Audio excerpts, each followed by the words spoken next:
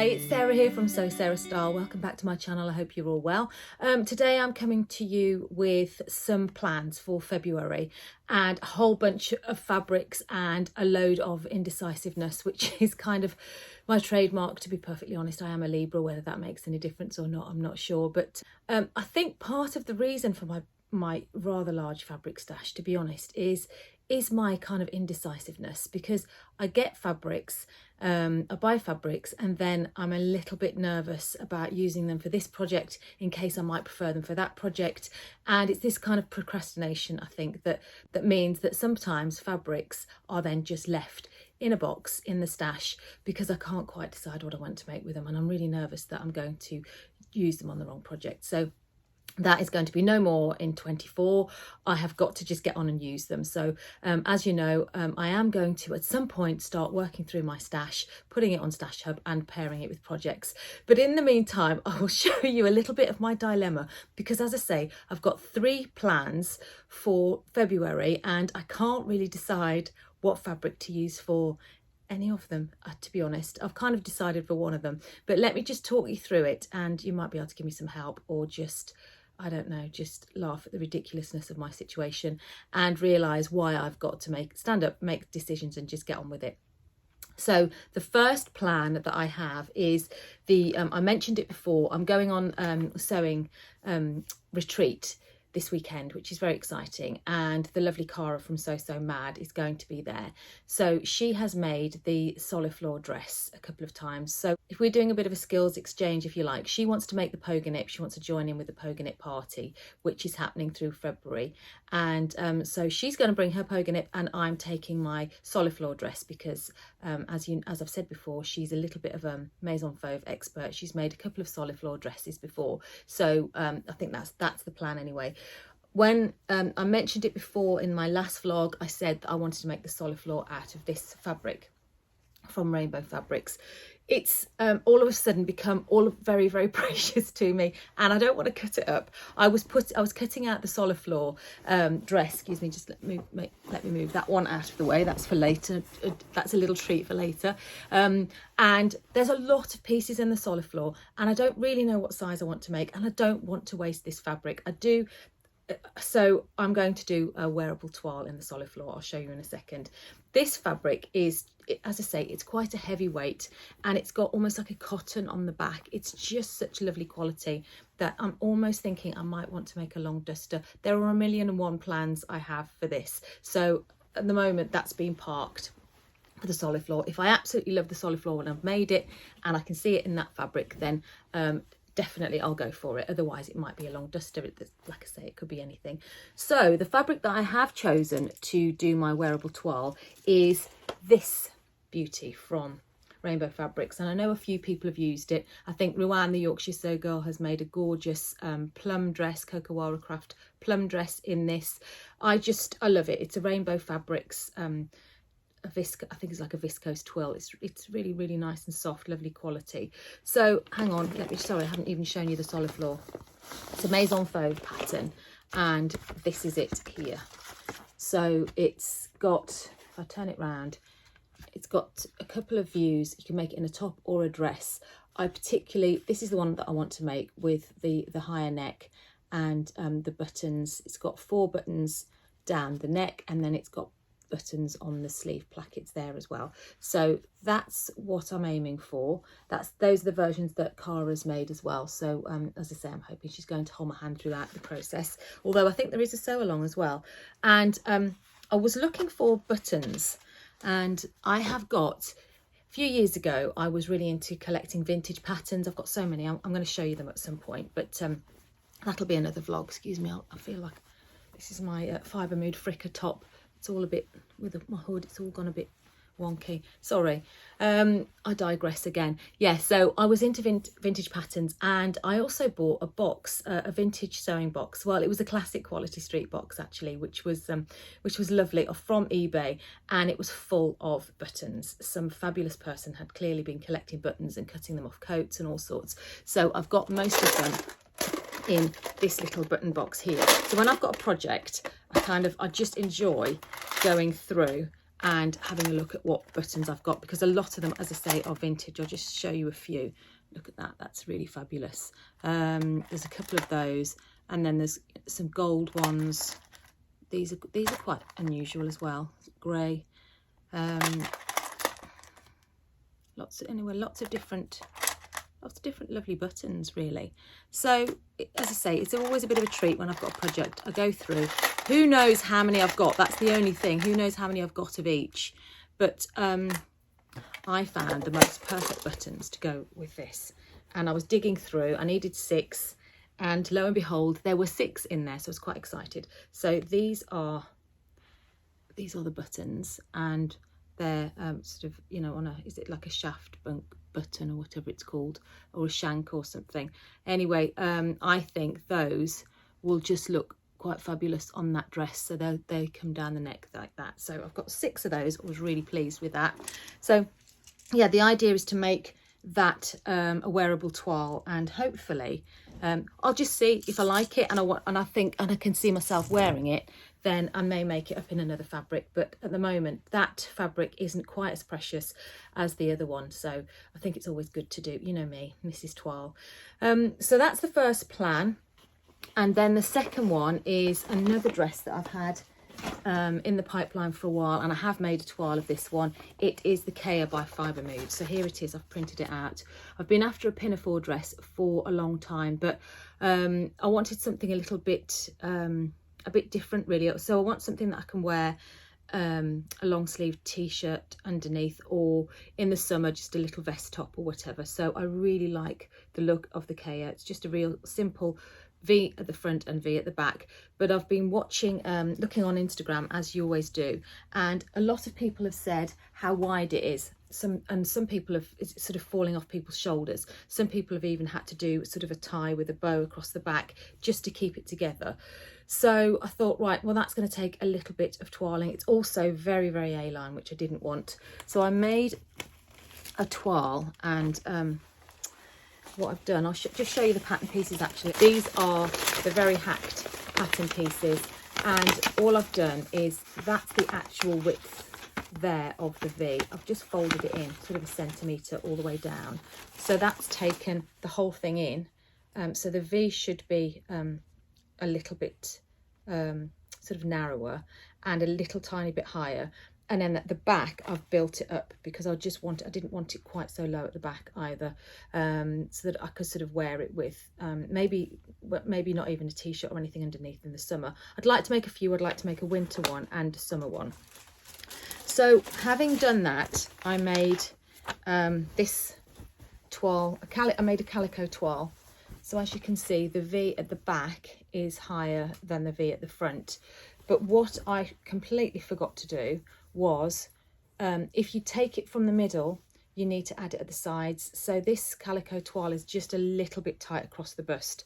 So I then went back and added some down the sides, and I've cut out a wearable toile in that, which is from this Stars needle cord, which I've had in my stash for quite some time. So that's hopefully going to be a full length Kea. It's quite a lightweight needle cord, so it might look a bit much going right to the floor. I don't know. I've seen some versions on Instagram which I absolutely love. Those are the pockets that I've cut out, and then this is the lining. It's supposed to be fully lined to the floor, but I kind of don't really see the point in that, to be honest. So, and some people actually have bound it instead of lining it, but I've got this lining, which is the best I could muster because I don't have any navy cotton, so that'll have to do for the lining, and I just hope it doesn't peek out. So that's the second plan, and once I've done that, if I'm happy with that, then my winter version is going to be made of this bizarre fabric that I got from Pound a Metre ages ago. Again, it's a bit crumpled because I've really struggled to store it properly without making creases in it. I'm going to give it another wash and just hope that, although to be honest I think it's possibly part of the charm. It's got denim on the back. It's really, really unusual, and it's as I say, I got 3 meters for about £10 or something years ago. It just needs to be made up because I can't store it any longer. I've got with 3 meters, I think I might need to make the shorter version in this because it might look a little bit like a costume with it being sort of full length suede. I've got nothing to lose. I could make the longer version and then chop it down, couldn't I? But the other thing I did think about doing was making it just a little simple jacket to go with it. But then I probably would look like, often I go around clearly looking like an extra from Star Wars, so what's different? So that's then hopefully the plan. If that Kea works out and the fit's good and I like the feel of it, then I will be making a suede Kea. So that's plan number 2. I've shown you that, haven't I? And then plan number 3 is the barrel bomber dress, which I have mentioned before by Named Patterns. So this is the pattern that I've had for 7 years, and it really needs to get made up. And in that 7 years, I seem to have accrued quite a few fabrics. I must be going along thinking, oh, I could make the barrel bomber dress out of that, or I could make the barrel bomber dress out of that. So that's what's led to my complete indecision, really. I just need to get it made up. Definitely, I think I probably need to, well, I do need to toile it, because this is drafted for a height of 5'8". Now I'm 5'3" and a squeak, so I do need to definitely add some more. I do need to definitely take some away. So I've altered the pattern pieces already. I've shortened the top above the waistline, so taken an inch out there, and then I've just added an inch down here because I don't necessarily want it shorter, but I just want the waistline to hit a little bit higher. I've been again reading Instagram, and some people have said that the waistline's quite low if you're short.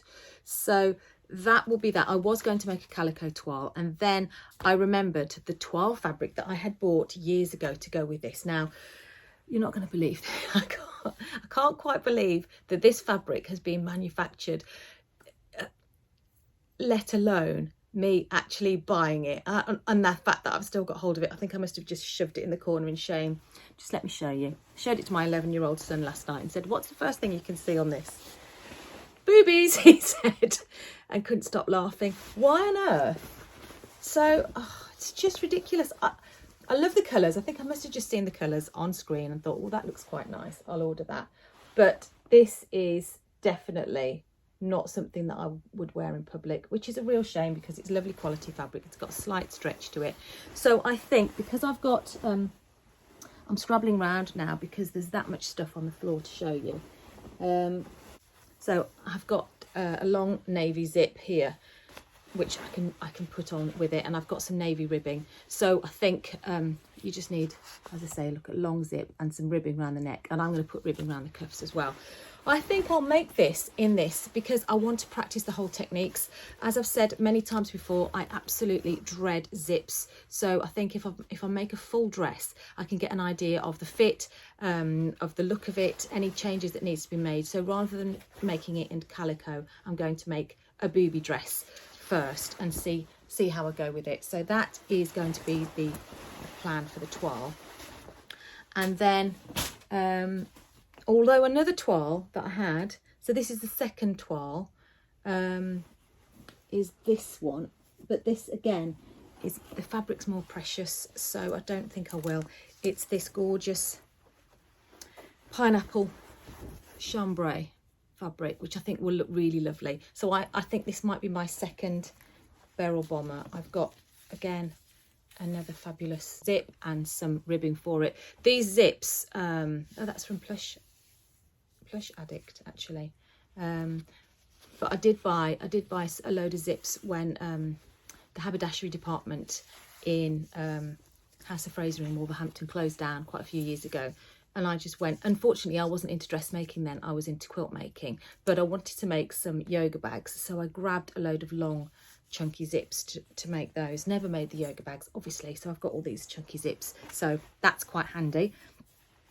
The other one that I wanted to, that I was thinking toile-wise, if I don't make the booby dress, if I kind of like bottle out of that one, but even if I put it on a D-stash, I'm not sure anyone would go for it, is this, which is the blue version of, this is the Bengaline fabric, and I've got that zip and that, which I think actually might be quite nice. But that again, if I really like it and I wanted a more summery version, I could always do a shorter sleeve version, couldn't I, in that with this summery fabric.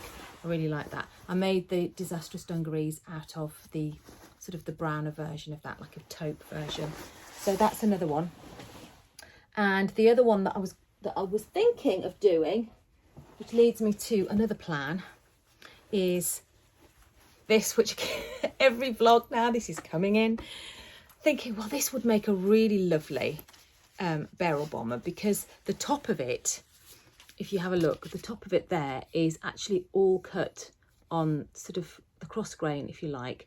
So the stripes would be going down and then the stripes would be going across on the shoulder, which I thought, I got really, really excited about that, and got this all ready and sorted yesterday. And then all of a sudden had a really, I don't know, had a change of plan, a change of heart, because this Sienna Maker jacket popped into my head for this. Now I've had this pattern again for ages. I've got some really precious fabric that I wanted to make the Sienna Maker jacket from, but I think I'm going to use that precious fabric now to make the Ilford jacket, the Friday Pattern Company's Ilford jacket instead.